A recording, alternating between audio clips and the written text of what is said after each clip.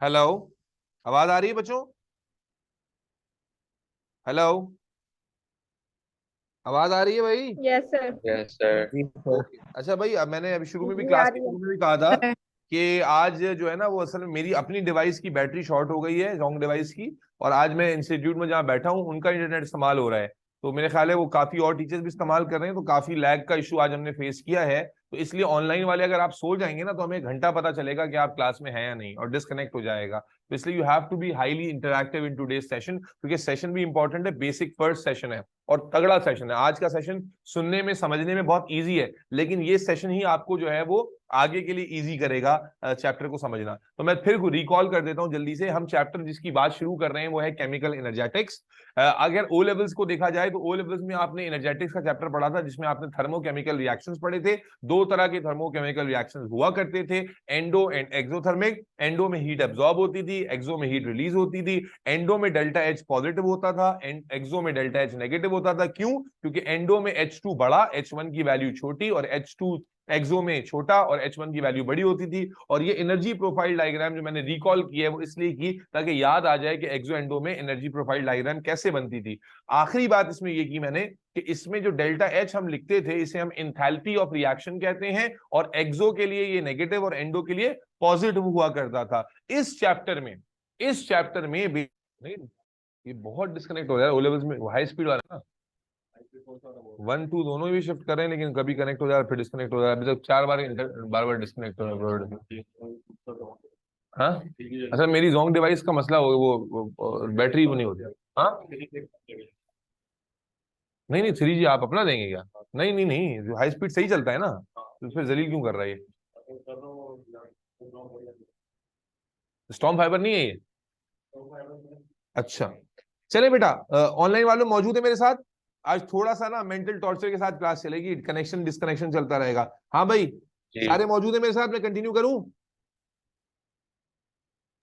Yes sir. चलो, yes sir. चलो yes बेटा, सर। Delta H enthalpy. तो मैंने क्या बताया बेटा, इस चैप्टर में, इस चैप्टर का ओवरव्यू, इस चैप्टर की थीम यही है कि इस चैप्टर में बच्चों हम लोग बात करने वाले हैं इंथैल्पी की। और इंथैल्पी कैसे डिफाइन करी जाती है? फॉर्मूले से। अगर आप फॉर्मूले को देखेंगे तो आप फॉर्मूले से इंथैल्पी को डिफाइन कर सकते हैं। H2 क्या होता है? H2 क्या होता है? Heat content of product. ये ओ लेवल में ही पढ़ा था आपने।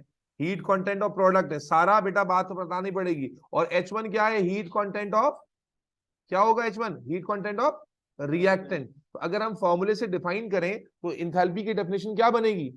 It is the difference of heat content of product and reactant. Yes और नो सारा? यस। ठीक है, फॉर्मूले से डिफाइन किया है, कोई रॉकेट साइंस नहीं है। इंथैल्पी किसे कहते हैं? कि difference of heat content of product, और जब रिएक्शन में रिएक्टेंट प्रोडक्ट में कन्वर्ट होते हैं तो उनके हीट कंटेंट में जो डिफरेंस होता है उसी को हम इंथैल्पी कहते हैं। आफरीन, अमान, फायजा, फातिमा, क्या ये बात क्लियर है? Yes sir. चलो मेरे बच्चे, यस अब मैं तुम सर। लोग को बता रहा था कि इस चैप्टर की सारी जो वर्किंग है, जब जब मैं ये बताने लगता हूँ ना नेट डिस्कनेक्ट हो जाता है। तो इस चैप्टर के अंदर सारी जो थीम है ये डे 1 पे समझ लो। इस चैप्टर के अंदर हम सारी जो कैलकुलेशंस हैं, सारा जो कॉन्सेप्ट है वो इंथैल्पी कैलकुलेशंस पे चलेगा। और इस चैप्टर में हम इंथैल्पी को 3 अलग तरीकों से सॉल्व करना, 3 अलग मेथड से सॉल्व करना सीखेंगे। ये डे 1 पे पता होना चाहिए ताकि तुम्हें कंफ्यूजन ना हो कि यार सर जो सवाल करा रहे हैं उसमें इंथैल्पी निकालनी है, लेकिन हर जगह तरीका अलग है।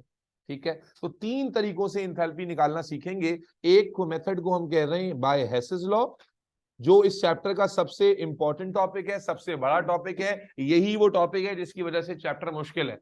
यही वो टॉपिक है जिसकी वजह से चैप्टर बच्चों को मुश्किल लगता है, या चैप्टर में बच्चे स्ट्रगल करते हैं। हेसेस लॉ, ठीक है। एक हम डेल्टा एच की कैलकुलेशन सीखेंगे बाय यूजिंग हेसेस लॉ, लेकिन इंशाल्लाह तुम देखोगे पानी, बिल्कुल पानी तुम्हें आता होगा, ये बिल्कुल हलवा। बल्कि तुमने अपने कॉलेज में टीचर को हैरान ना किया ना हेसेस लॉ में, तो मेरा नाम मुख्तलिफ रख देना।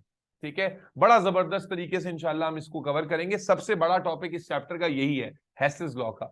दूसरा टॉपिक बेटा इस चैप्टर में जिसमें हम इंथैल्पी कैलकुलेशन सीखेंगे वो है बॉन्ड इंथैल्पी या बॉन्ड एनर्जी का टॉपिक। यानी डेल्टा एच की कैलकुलेशन एक तो हम सीखेंगे बाय यूजिंग हेसेस लॉ, एक डेल्टा एच की कैलकुलेशन सीखेंगे by using the data of bond energy, और तीसरा जो हम डेल्टा एच की कैलकुलेशन सीखेंगे वो हम सीखेंगे स्पेसिफिक हीट मेथड से। तो इस चैप्टर में 3 टॉपिक्स हो गए। जो सबसे मेन और बड़ा टॉपिक है बुक में, ये पहला टॉपिक बुक में देखेंगे तो पहले स्पेसिफिक हीट वाला टॉपिक आता है, फिर हैसेस वाला आता है, फिर बॉन्ड एनर्जी। लेकिन हम अपनी सीक्वेंस में पहले हैसेस वाला करेंगे जो मेजर टॉपिक है, फिर बॉन्ड एनर्जी करेंगे, और आखिर में स्पेसिफिक हीट वाला मेथड सीखेंगे। तीनों मेथड में रिलेशन समझ रहे हो? तीनों मेथड डिफरेंट वेज हैं, डिफरेंट सेट ऑफ डेटा हैं to calculate what value of enthalpy of reaction. तीनों ही सेट ऑफ डेटा में हम क्या सीखेंगे कि किसी रिएक्शन की इंथैल्पी, अरे बोलो ना, कैसे कैलकुलेट करते हैं। क्लियर है ये बात ऑनलाइन वालों? Yes, sir. चलो Yes, sir. मेरे भाइयों दोस्तों बुजुर्गों, अब हैसेस लॉ क्यों मुश्किल है? हैसेस लॉ आपने पहली दफा सुन रहे हो। हैसेस लॉ क्या है क्या नहीं है ये आपको कुछ नहीं पता। बेटा ये हैसेस लॉ का टॉपिक हम स्टार्ट करने जा रहे हैं, पहला टॉपिक इस चैप्टर का स्टार्ट करने जा रहे हैं। ये मुश्किल क्यों है? क्योंकि बुक में इस टॉपिक से पहले चंद डेफिनेशंस हैं। होता यह है कि डेफिनेशंस एग्जाम में कभी आ जाती हैं और कभी एमसीक्यू में आ जाती हैं। तो जब टीचर पढ़ा रहे होते हैं तो डेफिनेशन को बच्चे ज्यादा वैल्यू देते नहीं है, बोलते हैं ये तो हलवा है। लेकिन अगर हैसेस लॉ आपको अच्छे से समझ में आया ना, तो वो उसी वक्त आएगा जब आपको डेफिनेशन आती हो, ना आती हो, समझी भी हो डेफिनेशन। तो बेटा पहले आज हम बेसिक डेफिनेशन जो हैसेस लॉ पढ़ने के लिए आपको पता होनी चाहिए वो सीखेंगे। ठीक है? डेफिनेशन सिर्फ डेफिनेशन की हद तक नहीं, बल्कि डेफिनेशन की हेल्प से हम रिएक्शंस कैसे बिल्ड करते हैं वो सीखेंगे। तो मेरा बच्चा आज हम इस हैसेस लॉ के टॉपिक को स्टार्ट करने जा रहे हैं, और इसमें पहला टॉपिक जो हम कर रहे हैं, rather than directly jumping into the हैसेस law, कुछ बेसिक डेफिनेशंस की हम बात करेंगे। और डेफिनेशंस हमने क्या कहते हैं उसको, डेफिनेशंस महज डेफिनेशंस के लिए नहीं सीखनी है, बल्कि असल में इसमें कुछ सिखाना कुछ और मकसद है मेरा, और वो तुम्हें समझ में आना चाहिए। और समझ में आ जाएगा तो मुझे पता चल जाएगा, क्योंकि मैं तुमसे करवाऊंगा अभी। तो हम हैसेस लॉ के कुछ पूछना चाह रहे हो?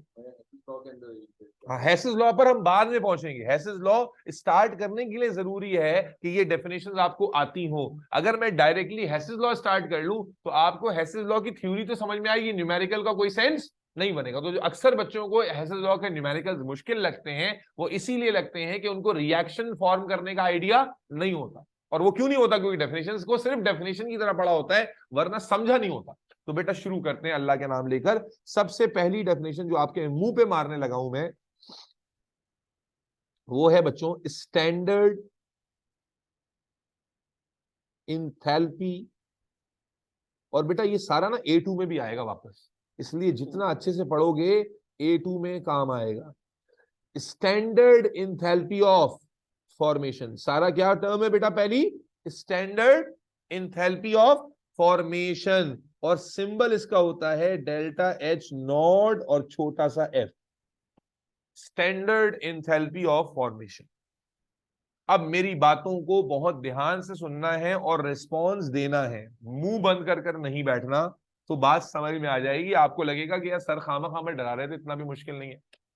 देखो बेटा, जब किसी रिएक्शन में प्रोडक्ट का 1 मोल फॉर्म हो, जब किसी रिएक्शन में प्रोडक्ट का 1 मोल फॉर्म हो, किससे? प्रोडक्ट बनाने के तो कई तरीके हैं। अगर मैं बात कर रहा हूं कार्बन डाइऑक्साइड, तो कार्बन डाइऑक्साइड बनाने के तो कई तरीके होते हैं। वाटर बनाने के कई तरीके हैं, ग्लूकोज बनाने के कई तरीके हैं। लेकिन शराइत समझिएगा, standard enthalpy of formation.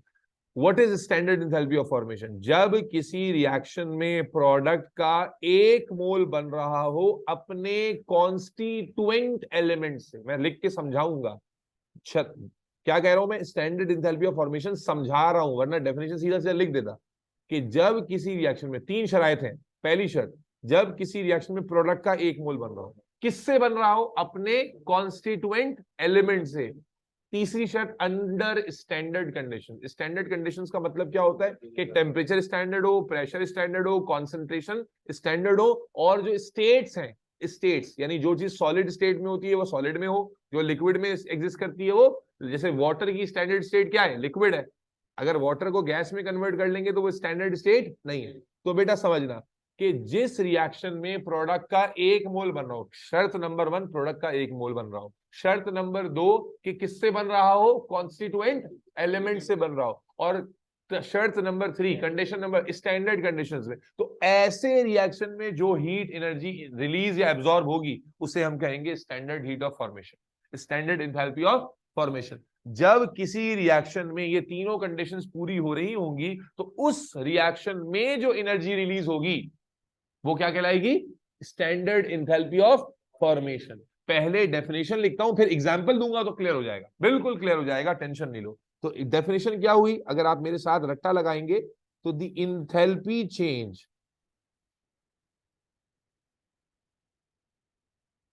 which occurs when, हाँ भाई कब, when 1 mole of any product is formed, जी फायदा किससे बनना है अमान, किससे बनेगा, from its constituent constituent elements। सारा आखिरी शर्त क्या है, under Standard condition. Under standard condition. तो वो इंथैल्पी चेंज क्या कहलाएगा, इंथैल्पी चेंज क्या है, डेल्टा एच को, जो amount of heat energy release या एब्जॉर्ब होती है। तो अगर किसी रिएक्शन में ये 3 शराइत पूरी होंगी तो उस रिएक्शन के इंथैल्पी चेंज को डेल्टा एच नहीं डेल्टा एच एफ कहेंगे।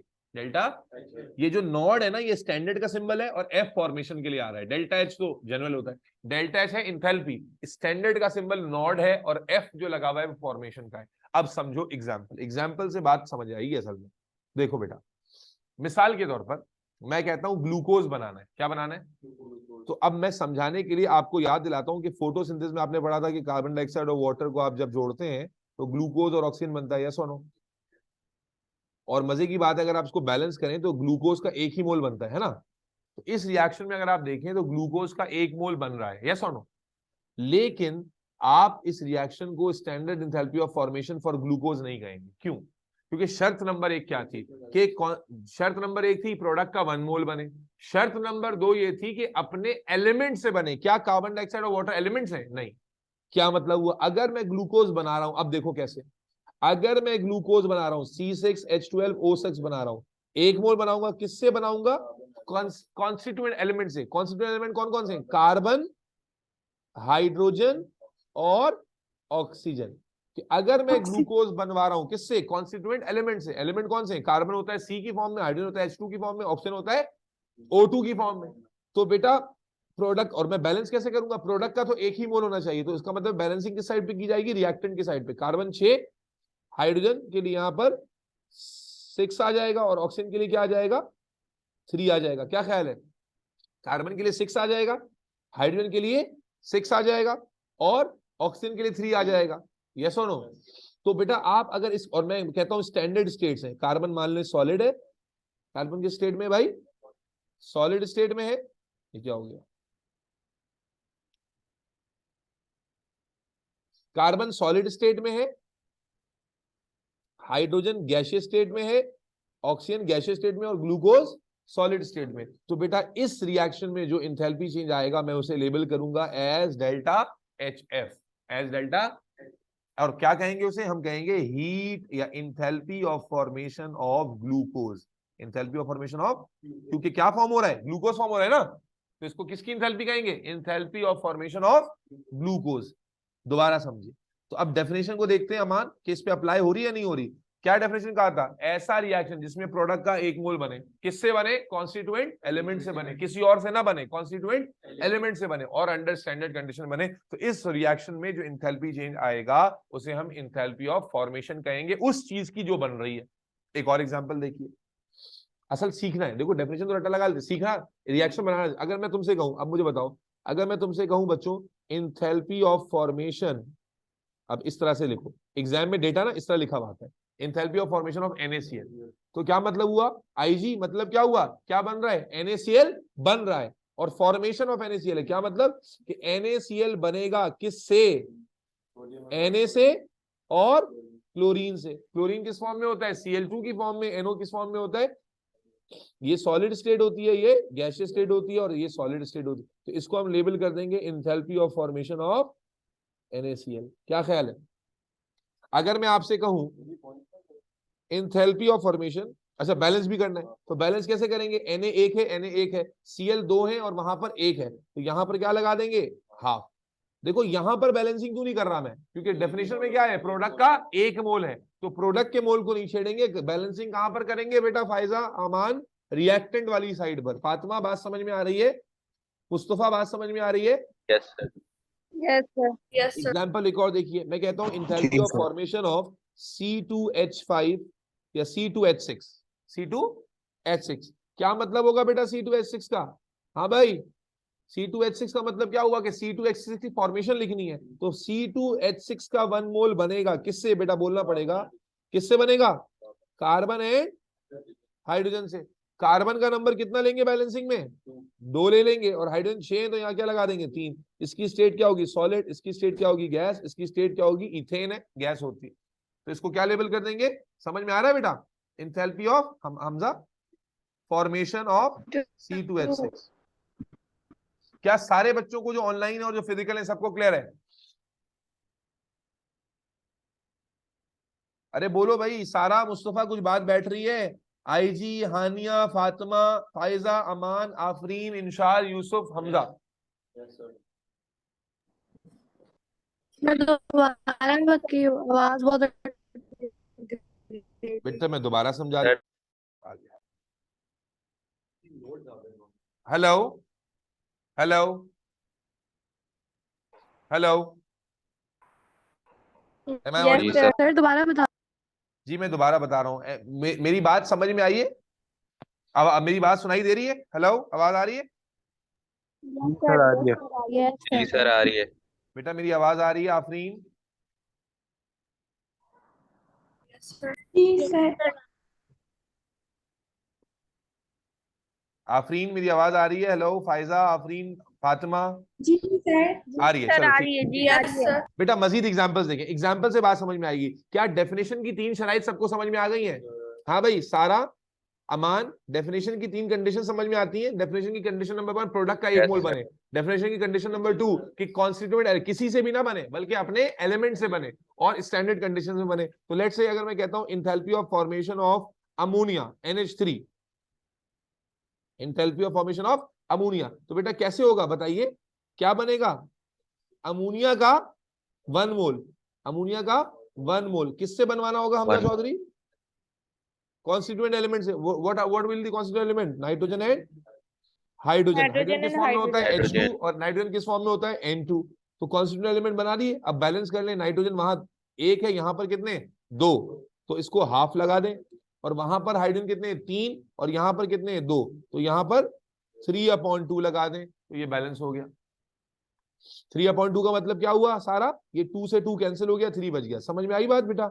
ये फ्रैक्शन वाला तुम लोगों ने मोल्स वोल्स में सीखा होगा ना, इस तरह से बैलेंसिंग करना। तो ये प्रोडक्ट का 1 मोल बना फ्रॉम कॉन्स्टिट्यूएंट एलिमेंट। तो इस रिएक्शन में हम क्या लेबल करेंगे कि जो भी इंथैल्पी चेंज इस रिएक्शन में आएगा उसे हम इंथैल्पी ऑफ फॉर्मेशन ऑफ क्या कहेंगे? अमोनिया कहेंगे। फातिमा कुछ बल्ले पल्ले पड़ रही है बात या नहीं पड़ रही? Yes sir. एक और एग्जांपल, हानिया यामीन, बेटा बात समझ में आ रही है? मैं कहता हूं enthalpy of formation of C10H22O11, ठीक है, लिखनी है। क्या मतलब होगा? हाँ भाई, क्या मतलब होगा? 1 मोल बनेगा कार्बन, 1 हाइड्रोजन मोल और of oxygen. C10H22O11 should be formed. किससे बनेगा? कार्बन, हाइड्रोजन और ऑक्सीजन से। कार्बन, हाइड्रोजन, बैलेंसिंग किस साइड से करेंगे? Carbon oxygen. 10 है तो यहाँ 10 लगा देंगे, हाइड्रोजन यहाँ पर 22 है तो यहाँ पर 11 लगा देंगे, ऑक्सीजन वहां 11 है यहाँ 2 है तो 11/2 लगा देंगे। यस और नो? स्टेट्स लिखने नहीं भूलेंगे। गैस है, ये गैस है, ये सॉलिड है, और ये क्या होता है? Sucrose, solid. ठीक है, तो इसको लेबल क्या कर देंगे? Enthalpy of formation of C10H22O11। जी सारा बात क्लियर है बेटा? आफरीन,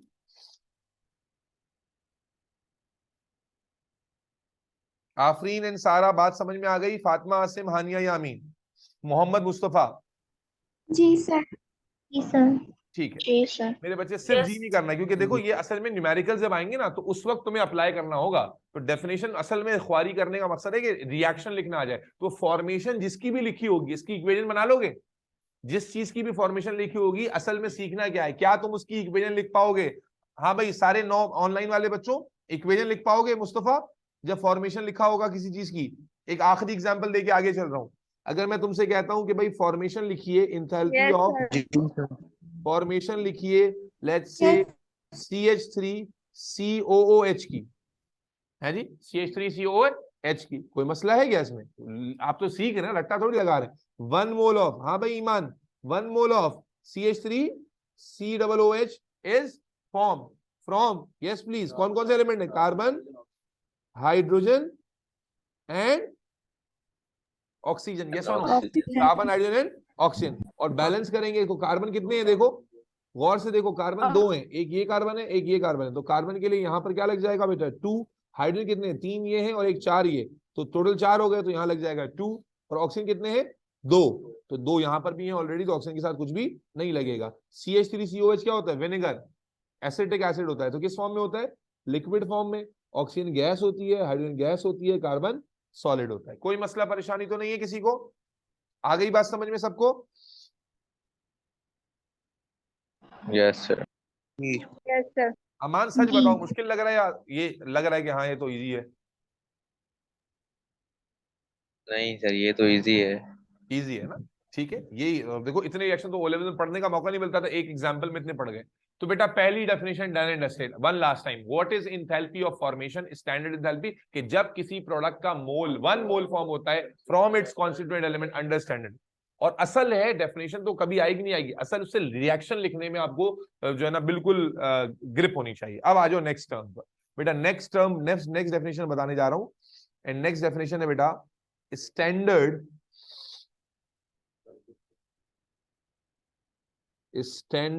एंथैल्पी। तुमने कॉलेज में पढ़ लिया इंशाल्लाह चैप्टर? कब आएगा?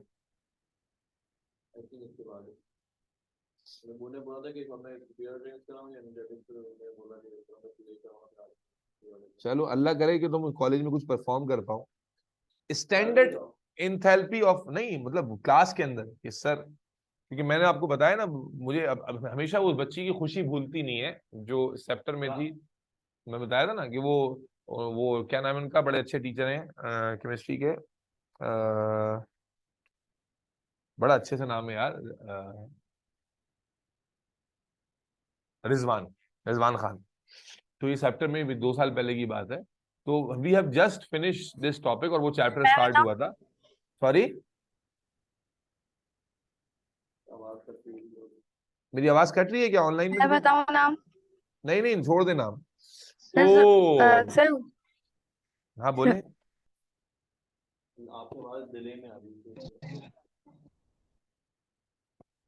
सर आपकी आवाज नहीं आ रही। मेरी आवाज मैं बोलूंगा तो आएगी ना। अब आ रही है? मुस्तफा तुम्हें डेफिनेशन समझ में आ गई है? हेलो मुस्तफा? जी सर। जी चलो जी। चलो भाई भाई, बकवास इधर उधर की बातें नहीं करते यार, ये तो बड़ा ना वैसे ही दिमाग खराब हो रहा है मेरा। चलो नेक्स्ट डेफिनेशन आ जाए। स्टैंडर्ड एंथैल्पी ऑफ कंबशन की बात हो रही है।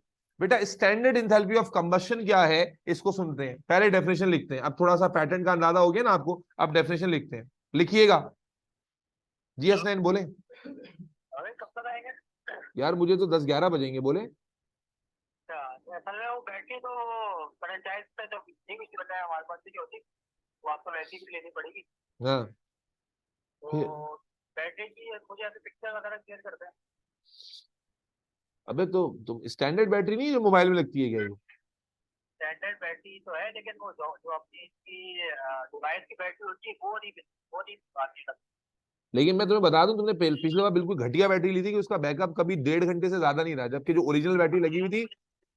पिक्चर तो शेयर करें, मैं फिर देखता हूँ, फिर अगर तो पिक्चर तुम्हारे पास चैट में होगी ना पीछे?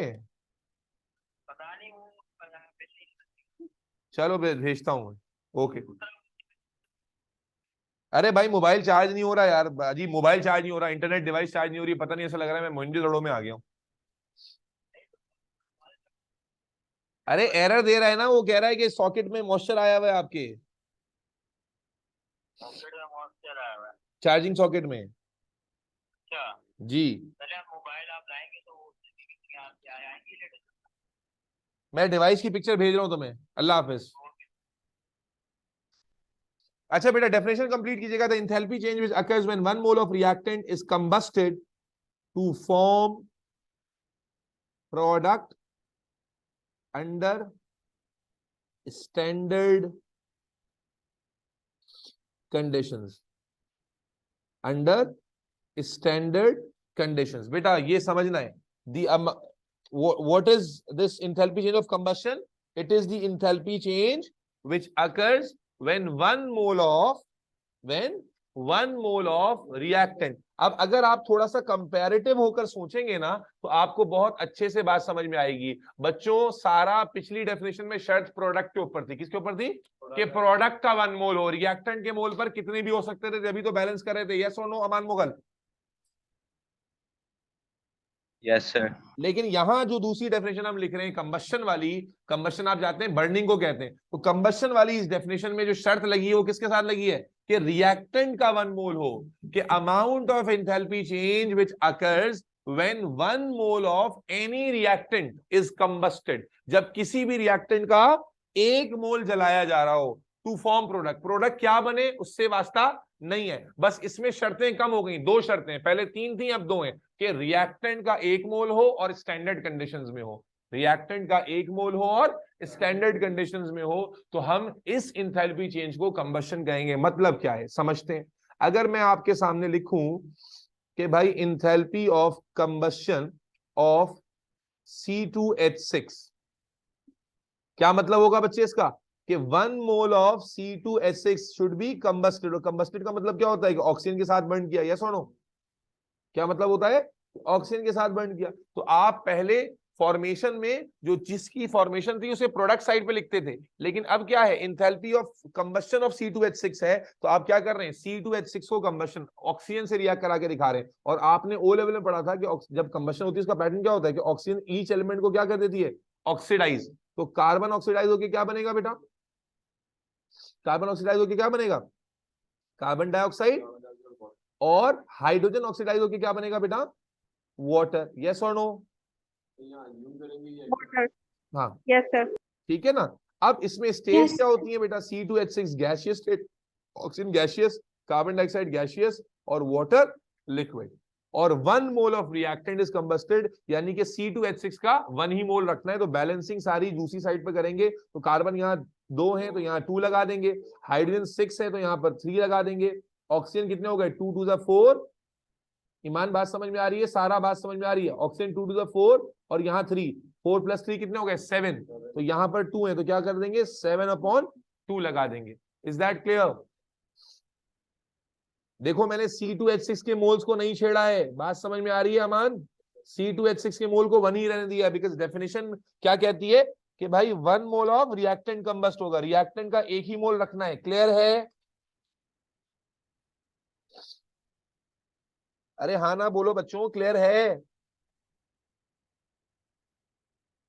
हेलो, आप ज्यादा रहोगे। मैं हेलो, आवाज आ रही है भाई? हेलो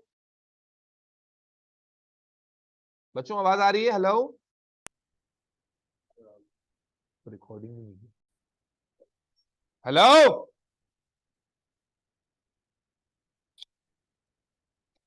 अल्लाह मेरे सर में दर्द शुरू हो गया।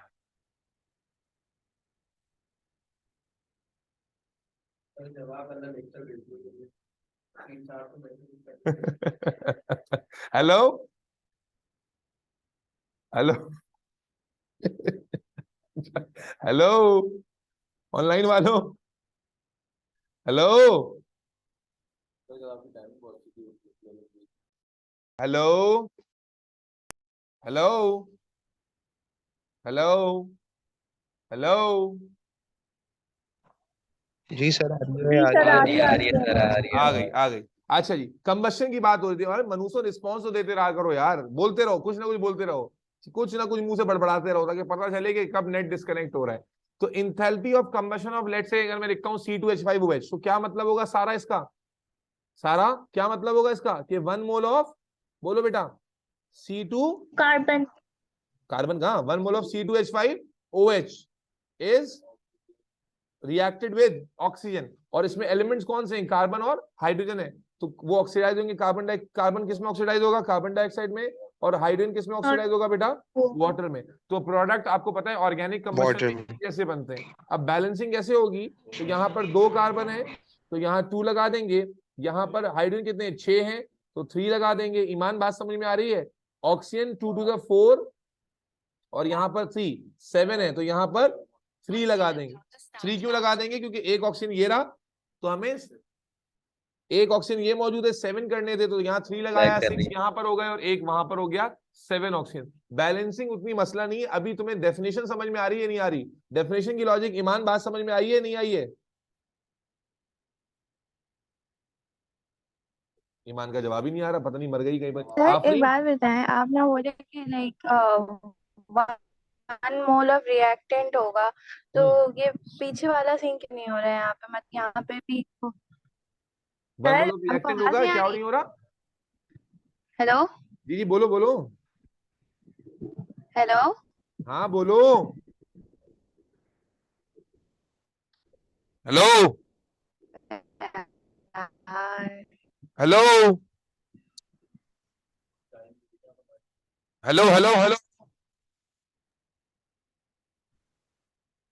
जी सर, हेलो। सर जी आपका मेरी आवाज आवाज आ रही बहुत है, कट बोलो। रही है। हेलो हेलो हेलो हेलो, आवाज आ रही है, हेलो हेलो।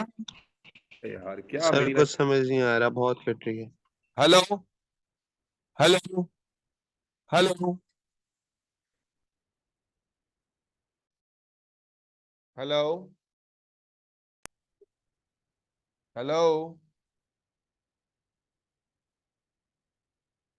हेलो। तो रिकॉर्डिंग पे कैसे करूंगा, अगर रिकॉर्डिंग में करूंगा तो जूम चलेगा तो रिकॉर्ड होगा ना। हाय जी सर, सर, अब आ हाय। रही है आवाज। आ रही यस है सर, आवाज, आ रही है आपकी आवाज। Hello hello hello. जी आवाज आना शुरू हो गई। भाई देखो, अब मैं पहले से बता दूं, अगर अब इंटरनेट लैग करेगा मैं क्लास एंड कर दूंगा, क्योंकि मेरा सर फटने लगा है और फिर मैं तुम लोगों को रिकॉर्डिंग भेज दूंगा, इसलिए नहीं आ रही है। चलो। हाँ भाई ईमान, क्या सवाल पूछी, सवाल पूछो। सर लैगिंग हो रही है। क्या सवाल पूछ रही थी ईमान, पूछो।